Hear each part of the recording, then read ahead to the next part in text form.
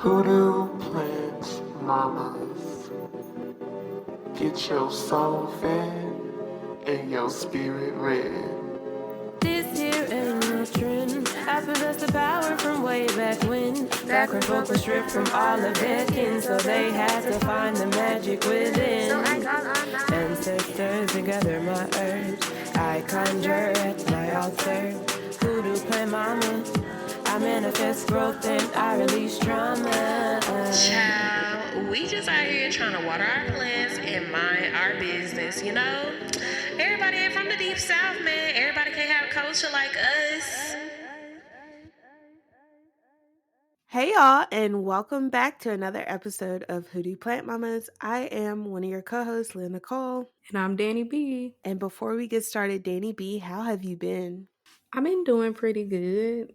I'm glad that the weather seems to be trying to improve. Spring feels like she's trying to fight back. Right now is right now she's down one.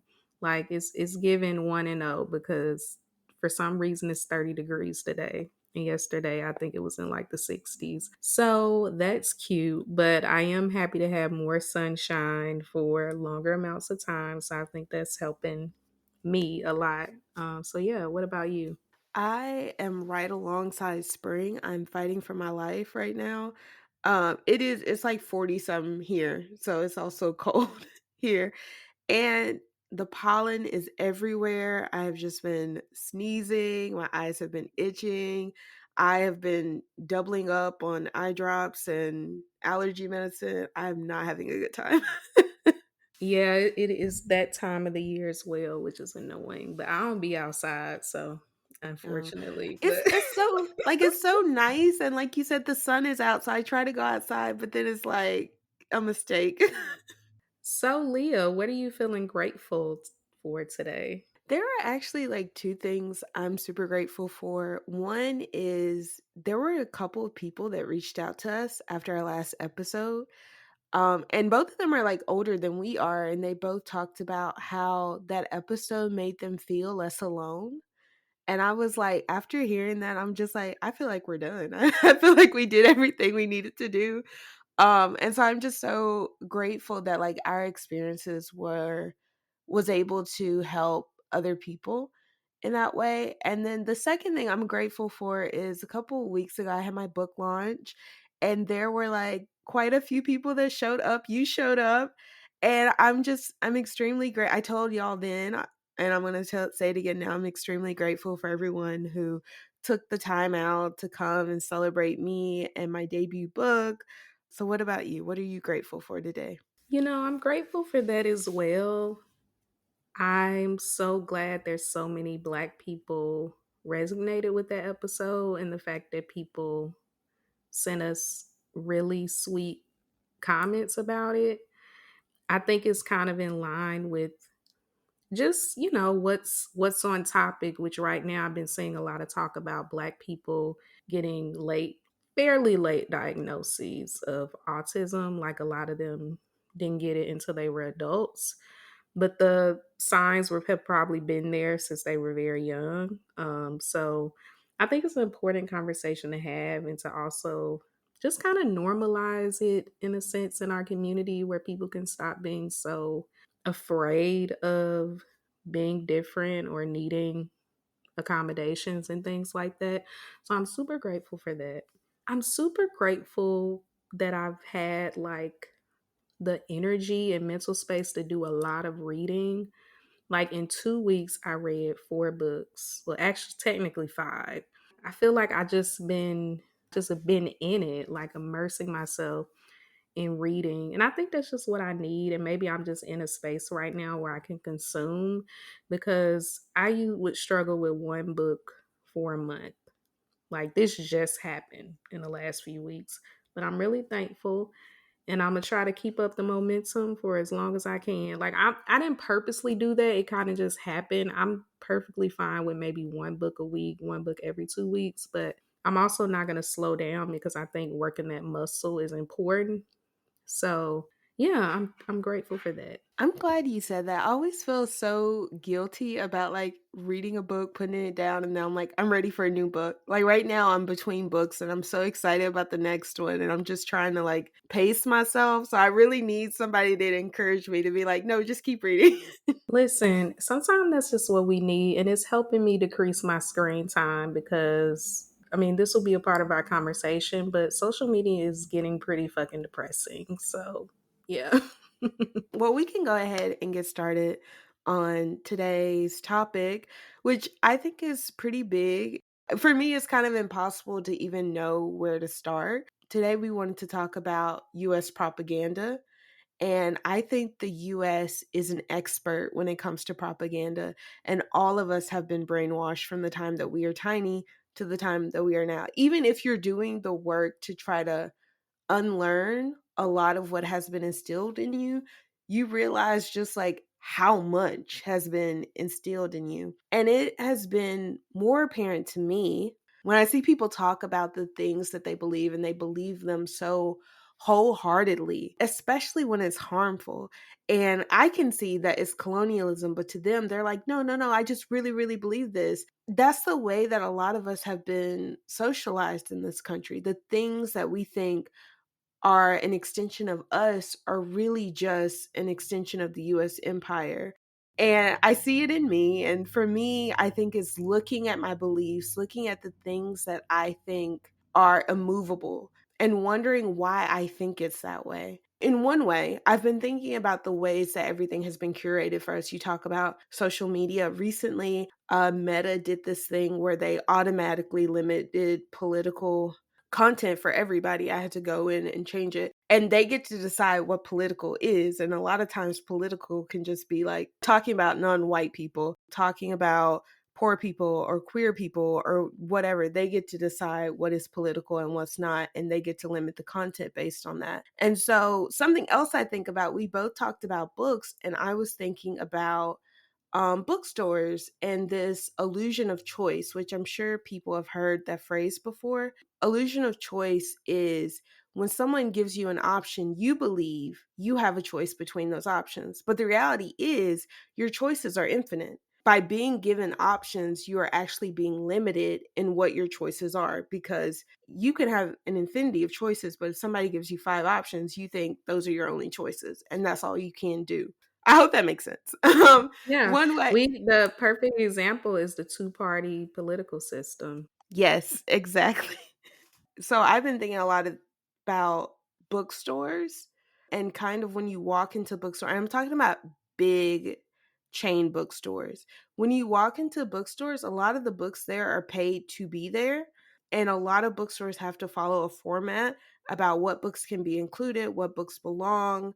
And so when you walk into a bookstore, you do not buy what you want to buy. You buy what publishers want you to buy. And I found that like libraries and indie bookstores are a bit more democratic in that, especially libraries, a lot of times patrons get to be like, actually, I want this and I want that. I just found a really good book that I've never heard of before at the library because someone requested it. If it's like more of a chain thing, you're at the whim of somebody above you. I want to add to what you said about people and like their beliefs because it's weird too because some people like they basically try to affirm their beliefs by saying, well, it's just a fact. Like it's just a fact.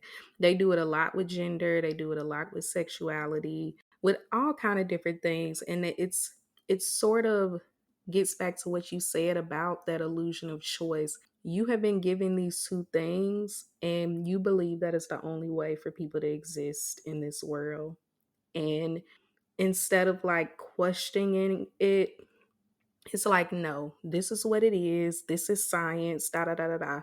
And it's weird because niggas want to pick and choose when they want to listen to science. Because when the pandemic started, all of a sudden, everybody's a conspiracy theorist.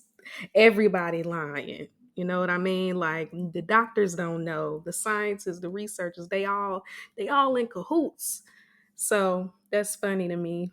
But this conversation reminded me of a video. I hope this makes sense. a video where somebody was talking about an article that basically said, and I'm sure somebody racist wrote this, but they said being woke, basically people that are woke are more miserable. And I do think about that often, but I also don't think it's as cut and dry as that. And I think that goes back into that brainwashing and holding on to your beliefs because it feels more comfortable and safe to just be like, this is what I was taught. I don't want to think about anybody else, anything else. I don't want to have to imagine that all of this shit is just wrong. And because it's traumatic, it is traumatic. This is how I feel about it. I think most people are miserable because we're living under capitalism. Whether you're conscious of what's happening in the world or not, I think people who genuinely want a better world, I think that we're better at carving out moments of happiness, like seeking happiness, versus people that devote their entire life to being hateful and trying to control people. Like I even if those people are rich, and a lot of them have a lot of power, I do not believe that they're happier, because there's no way you can be happy when your entire life is about restricting the rights of others, about just being angry about being angry and hateful because certain people exist, because it's never going to be enough. It's never enough. And the way things are happening now, you can clearly see that it's never going to be enough. They got rid of affirmative action, and there's still people trying to figure out other ways to blame Black people for the fact that, like, they didn't get into college. It's like, what more do you want? I couldn't imagine living a life like that. Don't get me wrong, a nigga is miserable. A lot of us are. But I also feel the happiest when I'm in community, and I think that's really important. I also believe that the people who are not on social media are also the happiest.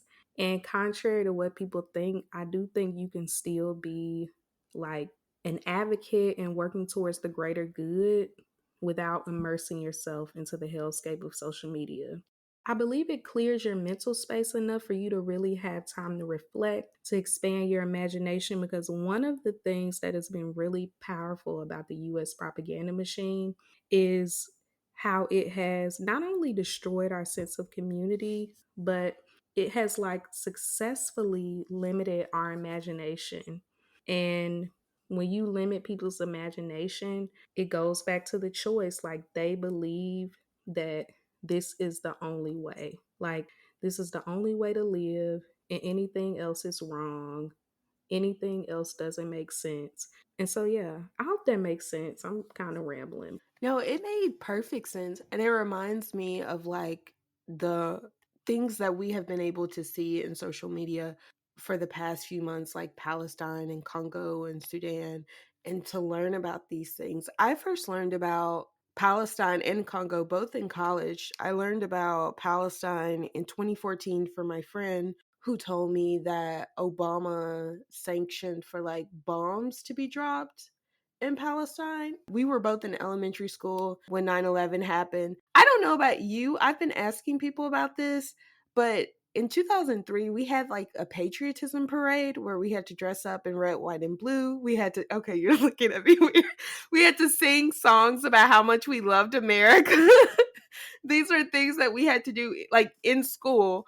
Other people have been like, no, we didn't have that, but we had it in 2003. That was the kind of like world that I grew up in post 9/11. It was very much like everything the US does is right. Everything every other country does is wrong. Middle Easterners are wrong. They're bad. They're this, they're that. And I think with social media, we have been able to see people, and someone made the point that because a lot of the Palestinians that we are seeing are speaking English, it's causing people to have more empathy and more of a connection than if they were speaking Arabic. But because we are seeing people who are just like regular everyday people who are defenseless, who are powerless, and who are being relentlessly attacked, a lot of Americans are not listening to the US propaganda that these are terrorists who are out to kill everybody, because we are seeing with our own eyes these are defenseless people. And I think when it comes to foreign affairs, the US government has done a really great job of convincing us that there's someone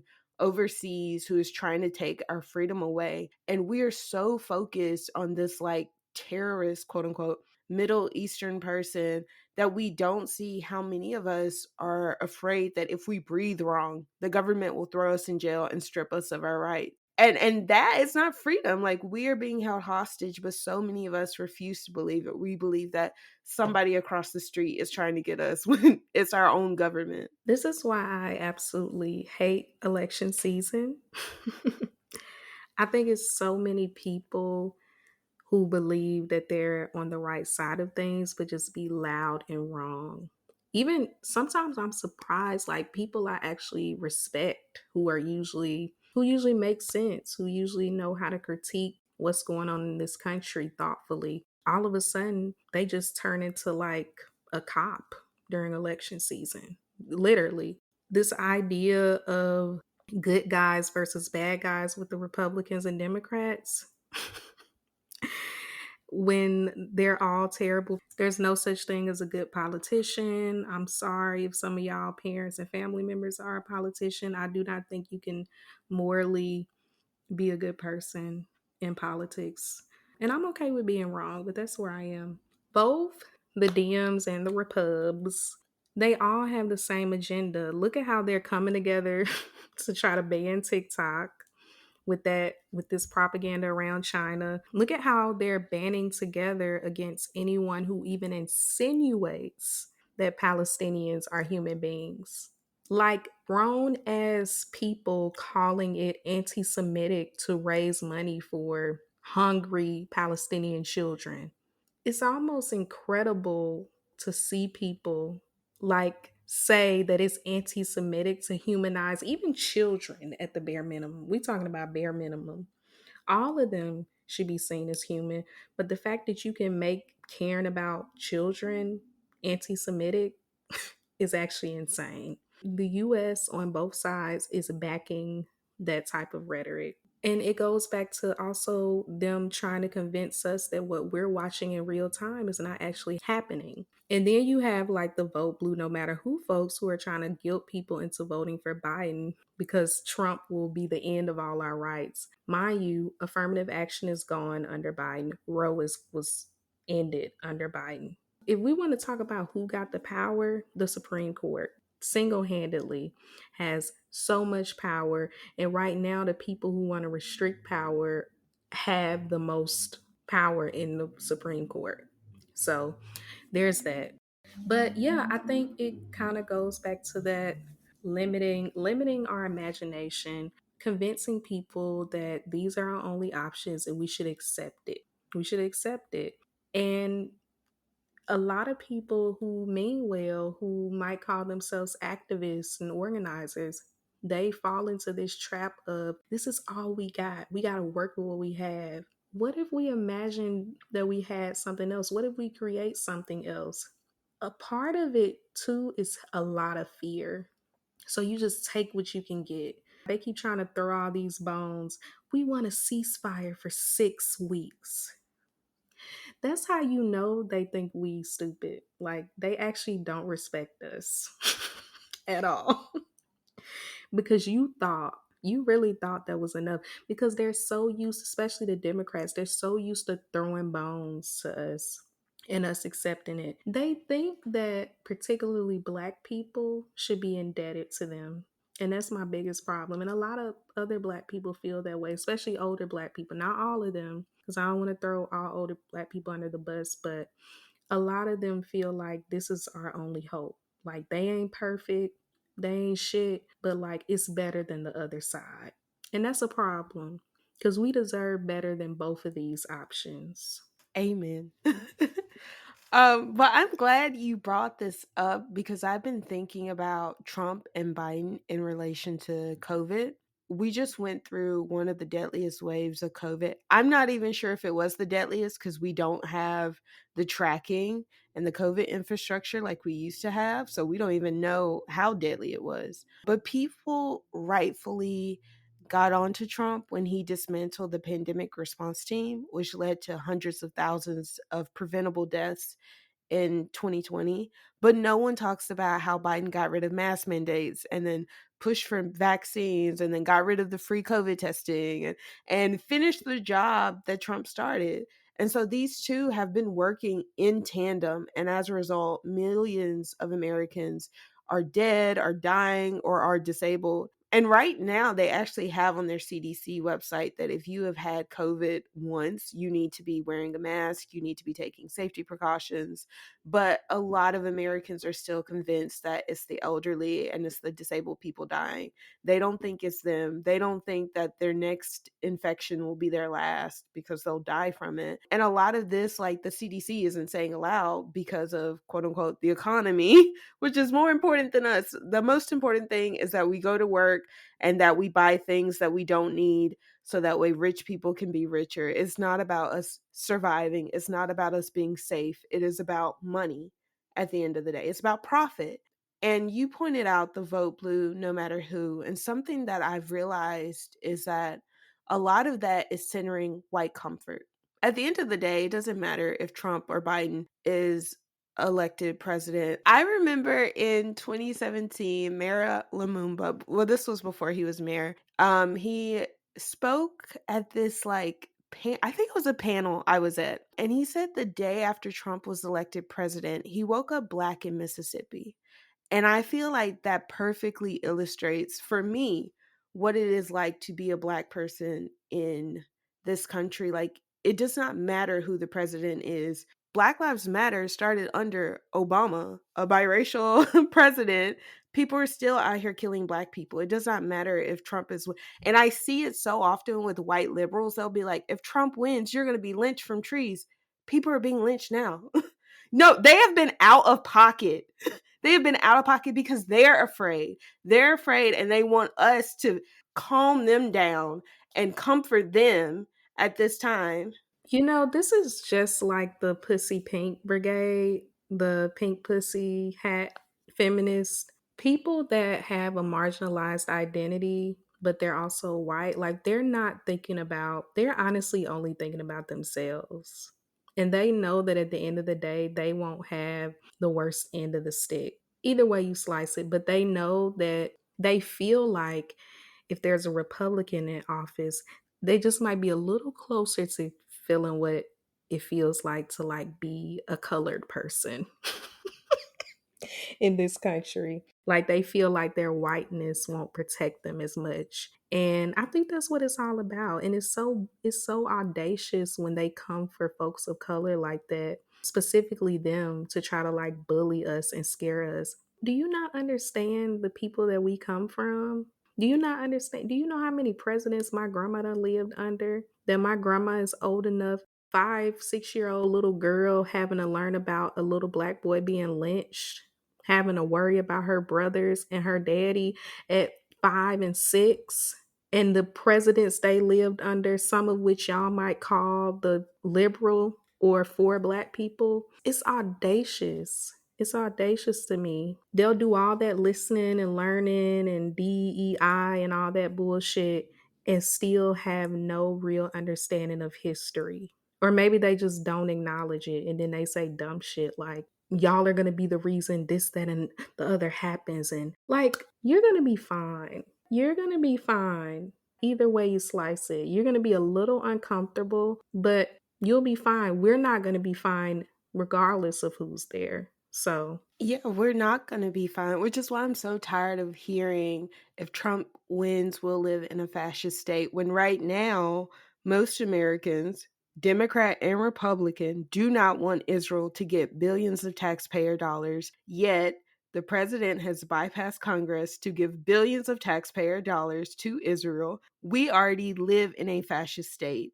And we're back at the illusion of choice. This idea that, like, oh, if we can vote our way out of it, we can't vote our way out of this. There's no difference between Trump and Biden. you can't have these world powers aligning with you and then expect like the people who are being oppressed to also be on your side. It never works that way. And anytime you're on the side of the empire, you're probably in the wrong.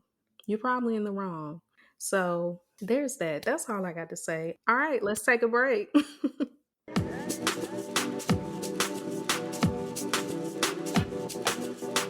Let's get into some ways you can support the Hoodoo Plant Mamas. One is through our bookshop, where you can buy the books that we previously discussed. We have a Hoodoo Beginner's Guide. Leah and I share our top reading picks, and we have the books from our Writing the Spirit guests. Every purchase you make helps support our show. Check us out at bookshop.org/shop/Hoodoo Plant Mamas, or the link in our show notes. Other ways you can support us include rating and reviewing the podcast on Spotify and Apple Podcasts. Follow us on Twitter at Hoodoo Plants and Instagram at Hoodoo Plant Mamas. Check out our Patreon, where we share exclusive video, plant, and spiritual content for only $3 a month. If you prefer a one-time donation, you can donate via Cashapp, hashtag Hoodoo Plant Mamas, or our PayPal, hoodooplantmamas@gmail.com. Let's get back to the show.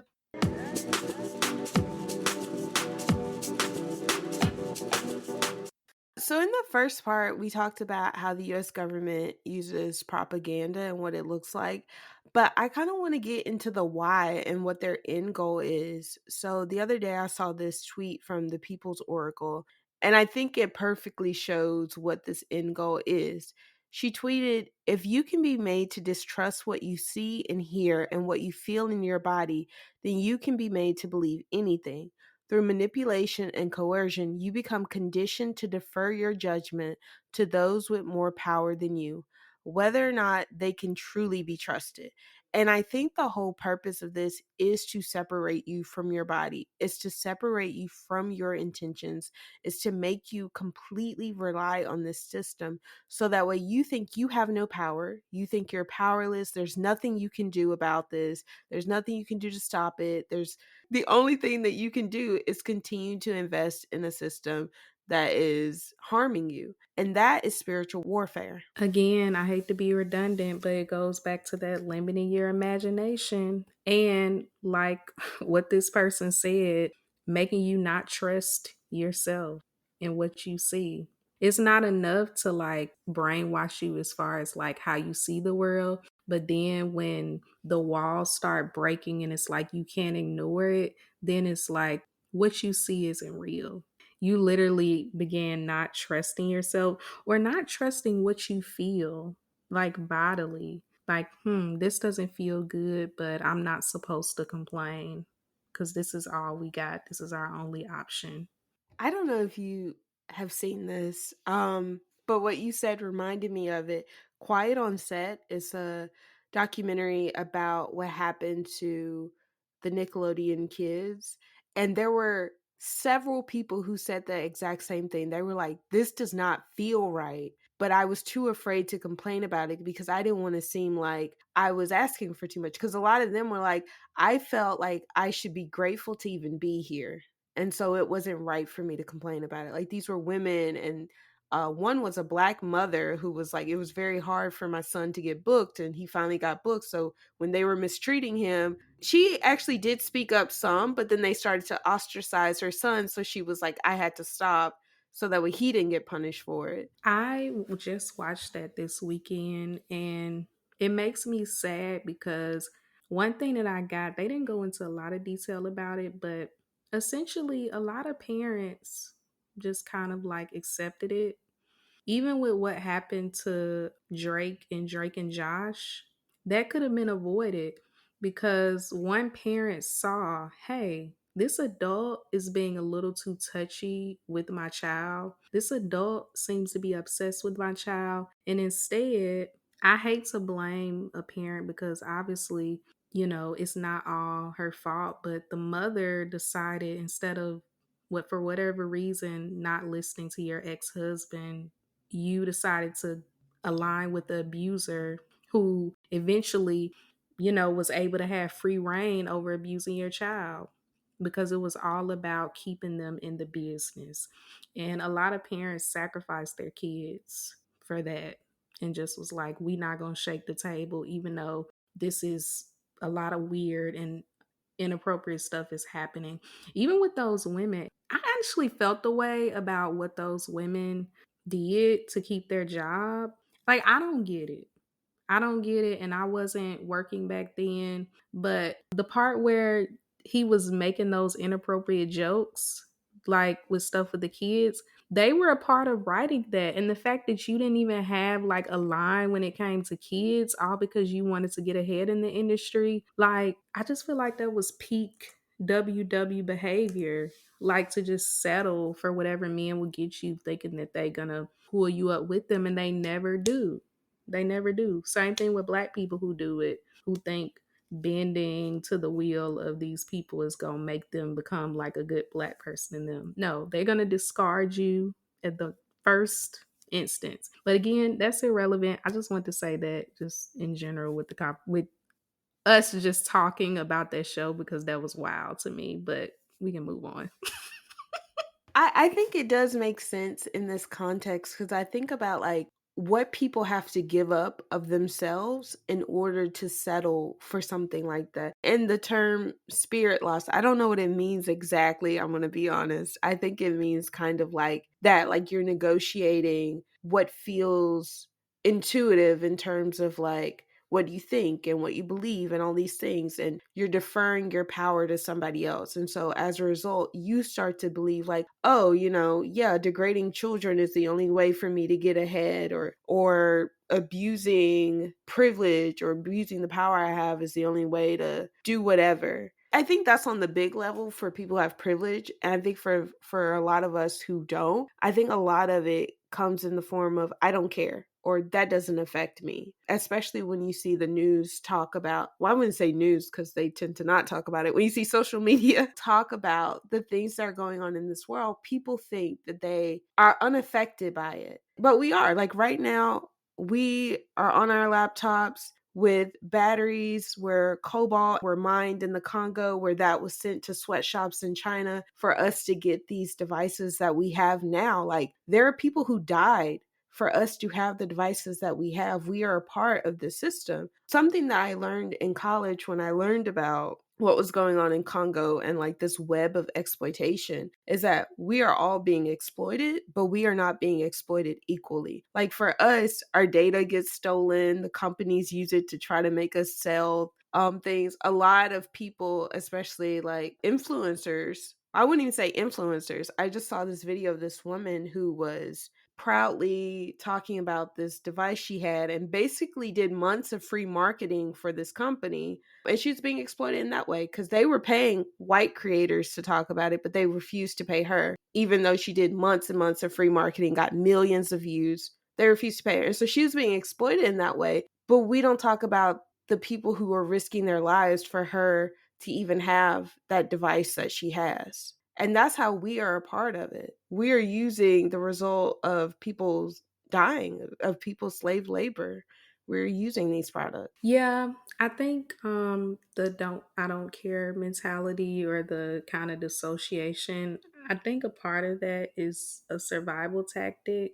I think it's in conversation or connected to the brainwashing, to kind of separating yourself from that and being like, I'm here, that ain't got nothing to do with me. This is my life, and I can't, I can't control what's happening in the world, and that kind of thing. And you can't, like, we can't control what's happening. I think the attitude of, oh well, not my problem, is what's fucked up, because it is. And I also think people in the US they think we're protected in a certain way, and I think they don't realize that protection is slowly going away. Like one day it's gonna be us. I do believe that, like, one day we're going to be on that same end of the stick that we try to ignore with what's happening in other countries. I mean, we're almost there. Like, I don't think people realize that there is a ridiculous amount of houseless people here, and it's going to get to the point where most people are either houseless or housing insecure, because we're almost there at this point. Most of us are a missed paycheck away from getting evicted. I know I can't miss the paycheck. I'm not going to be able to pay my rent because one of my paychecks is not even like a single paycheck would not be enough to pay my full rent. So I just think that living in that bubble, you're gonna hit the ground much harder than the people that are recognizing what's happening, and that at any moment this could happen to us. I think that's a lot of it. People don't think that this could happen to us. They think because of the US military, nobody would ever dare attack us. I think our biggest threat right now is the US military, is the fact that all of this money is going to policing, is the fact that like a lot of money is also going into surveillancing, which is where masks come in again because they also help protect you from surveillancing. I think that we are looking at the wrong people as being our enemies. I think we keep looking for someone outside of the US to attack us and not our own government. That's one. And then two, I really want to remind people nobody is coming to save us. Nobody is coming. No military is going to come and try to save us. And so when we sanction the actions that are happening to other innocent people and be like, oh, it's the fault of their government, we are also sanctioning for other countries to do that to us. I've seen this TikTok recently. I have not been on TikTok because it's super addictive and I fall down a rabbit hole, but I've seen it on Instagram where this person talked about how their theory is the reason all these cop cities are popping up all over the country is because they are trying to prepare for an uprising because they know what's happening and they are preparing it for like riot control, basically. That's why they're militarizing the police in this extreme way. I think it goes back to what you said about them being our biggest threat. And also, listen, I know conspiracy theorists, but like realistically, I don't take it too far. The earth is not flat. There's a reason all these billionaires have bunkers. Like, that is actually not a conspiracy. Them niggas got bunkers under their houses because they know that they are fucking killing the planet. They know that the wealth gap is becoming huge and that it's getting to the point where the poor have all, I think it was designed to be that way for most people to be poor or working class, but it's getting to the point where it's going to get extreme and most people are going to be on the extreme end of the spectrum, and then you're going to have this small minority of people that are steadily getting all the wealth to the point where it's like the people can't take it anymore. I actually think that I think that person has a point. At this point, I think it's pretty blatant because where the fuck, like when you really sit down and think about it, where the fuck did this idea come from? Like, why did y'all decide that we needed cop cities? Like, we needed this all over the country. It's not about trying to make people safer.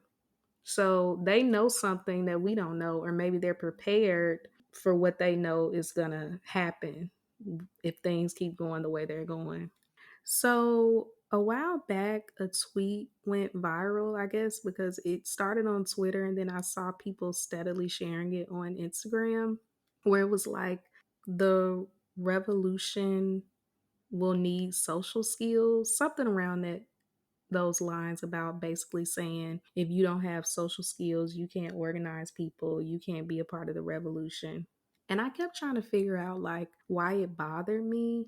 And at first I was like, "Oh, maybe it's personal because I have social anxiety." But then I was thinking about, as a person who is very interested in cults and just like the psychology of that, one of the most common aspects of cult leaders is that they're charismatic, they know how to talk to people, they're considered quote unquote well spoken, and people trust them.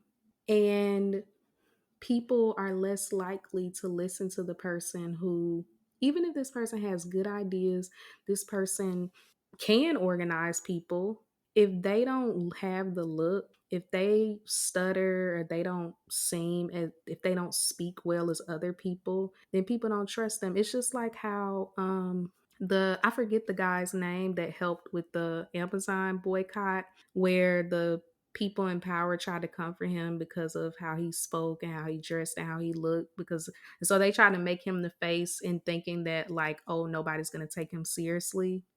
And then it was successful because people assume that you have to have a certain look, a certain way of talking, and a certain way of being in order to get through to people. And that's mostly true. That's why people are able to get on social media and speak with so much authority about complete bullshit. And I also think about a person, particularly Sean King, who just will not go away. Like there are people I follow, like I am connected with on social media that still follow him. And I can't for the life of me understand. People were so quick to get Rachel Dolezal out of here. And even though people have been steadily saying that this is a white man, somehow nobody is buying it, or people are saying, who cares? He's done more for black people than da da da da da. Although he's been accused of like stealing money, he's been accused of mistreating black women. Who cares? Y'all are actually treating him like a white man, because I ain't never seen a black man get away with this much. Like, don't get me wrong, they done got away with stuff, but this is ridiculous. The Shine King and these other activists that have been called out for being scammers or people that's only out for money, they talk really well. They have powerful voices. They are charismatic. They know how to move people and keep people feeling it and all of that stuff. And yet, has anybody asked if they're a good person? Like, is this person for the community? A lot of the pushback I've seen for the whole like you need social skills for the revolution, it's mainly come from like people who struggle with social skills. One, I saw this morning, they're a black autistic queer person, and they push back against this because they're like, I would love to be in community with my neighbors, but their neighbors could be racist, ableist, and or queerphobic. And so it will require them to do the additional work of educating their neighbors to be able to tolerate them when they have to focus on their survival. And so it's like they're not able to focus on getting their needs met because they have to push that aside to help out these white people. And so what they were saying is that it is not too much for them to ask to be in community with people who have already done the work necessary to be a part of a community with people of differing backgrounds. So that's one. Two, this reminded me of this study on the myth of the alpha male and how it, I want to say it was in the 70s, there were these white men who did this research on this group of deer, and they assumed that the biggest deer was the alpha of the pack because everybody would follow him. And it wasn't until a few decades later that this study was redone with women that the women saw that the group of deer, they would move their head in different directions. And then the largest deer would go in the direction where most of that group went. And so the biggest deer was not the alpha of the group, he was the representative. And the group moved based on consensus. And so that's how nature works. There are a few other types of animals that also do this sort of thing. And I feel like the government has hijacked this where they told us that we are going to vote for people to represent us. And that's the dream. But most of us don't feel represented. There are women in Congress. Yes, there are black people in Congress, but they're bullied and their choices are to either fall in line or be ostracized. For a lot of us, it's just not enough. And I think it's not enough and it'll never be enough because it was never meant for us to be in these systems. And we keep trying to fit into these boxes that colonialism has given us. We keep hoping that if we fit into it right enough, it'll help ease the foot they have on our necks. And these systems feed off of our hope. They feed off of us creating solutions for it to keep going. And that, I think, is the insidious part of this. Like, as long as we see the US government as being salvageable, it continues to harm us in irreparable ways. I like what you said about like, as long as we see the US government as salvageable, it'll continue to harm us. And like, that's my issue. Watching the lone Palestinian woman in Congress be mistreated and bullied and degraded by her colleagues. Her name's Rashida Tlaib. Rashida Tlaib, yes. I kept wondering, why do they choose to be a part of this system? Like, do you really believe that this can be saved? Like, look at how these people, one of her colleagues, Major Reed, whatever that weirdo's name is, Majorie. I ain't even gonna whatever. She called her a terrorist. She called Rashida a terrorist with no repercussions. They've called Ilhan Omar, they've called her a terrorist as well. Like I've seen that language used about her just being a traitor, or and I just don't understand why they are putting themselves through this, because I feel like once you're in it, now you can really see how corrupt these people are, and yet y'all are still fighting for what? I don't understand it. Maybe they have an answer. That ain't my business. But what I do believe is that they deserve better than that. You don't deserve to be working with people who literally see you as an enemy and a terrorist. Like, they don't respect you. They don't even see you as human. The fact that you got censored for saying, like, my people are dying, for aligning with your people on both sides went against her. This is why I say they're all the same. It's one big circle. And so I'm going to tell you right now, nobody is going to bully me into accepting or voting for Biden. I am unmoved. You can't scare me with Trump. My parents survived Reagan. My ancestors survived slavery. Y'all could go to hell. Like, that's where I am. You can't bully me into a nigga that ain't even the worst we've ever seen in this country. Pretending like Trump is the worst we have ever seen is actually, when you really look at it, he's not. He's absolutely not. Amen. So my final thoughts is just like, we all need to accept that to some extent we've been brainwashed, even if you call yourself like unlearning and doing the work. I don't think a lot of us realize just how much work we have to do and how long it's going to take. It's going to take the rest of our lives. I just get really annoyed with white liberals because they're like, oh, racism will end in our lifetime. I'm like, it's been here for centuries. It's not going to end in our lifetime. The hope is that it will end in a few centuries, but I think it's going to take this country down with it. And I'm excited. I'm excited for this country to go down. I'm nervous about what that will mean for us, because whenever white people get hurt, they like to blame everything on us and punish us for it. So that's what I'm nervous about. I agree, because slavery and segregation and all of that, like that whole thing, we haven't even been free that long, given how long slavery lasted. And then that's not even counting the Jim Crow era and having to like push back against these discriminatory practices. So people who believe that are, I guess that's it. Thank y'all for Thank y'all for listening. If you like this episode, you can like, rate, and review Hoodoo Plant Mamas on Spotify and Apple Podcasts. If anything from the show resonated with you, make sure you share it with us on social media. You can find us on Twitter at Hoodoo Plants and Instagram at Hoodoo Plant Mamas. Thank y'all for listening, and stay tuned for the next episode. Bye. Bye.